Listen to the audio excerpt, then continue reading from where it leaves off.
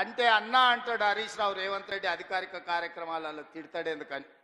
ఆయన ఇవాళ మాట్లాడుతుంటే చంద్రశేఖరరావు గారంట తెలంగాణ జాతిపిత అంట. మిత్రులారా, ఇట్లా మాట్లాడితే ఇంకా నేను ఏదో ఒకటి అనకపోతే ఎట్లయితుంది మీరు చెప్పురు. జాతిపిత గురించి మీకు తెలుసు కదా.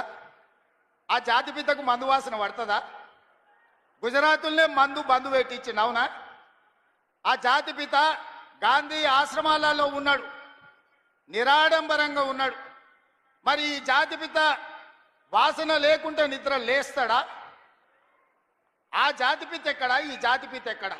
ఆ జాతిపిత ఎక్కడో చిన్న చిన్న దళిత వాడల్లో జీవితం గడిపితే 100 ఎకరాల ఫామ్ హౌజుల్లో ఈ జాతిపిత గారు ఉన్నారు. ఈయన జాతిపిత ఎట్లయితాడని నేను అడుగుతున్నా. అసలు పోల్చుకోవడానికన్నా పొంతన ఉండాలి కదా. పులిని చూసి నక్క వాతలు పెట్టుకుంటే వాతలతోని నక్క పులి అయిపోతుందా? జాతిపిత అంటే ఎవరు? కొండ లక్ష్మణ్ బాబూజీ జాతిపిత. జాతిపిత అంటే ఎవరు? ప్రొఫెసర్ జయశంకర్ జాతిపిత.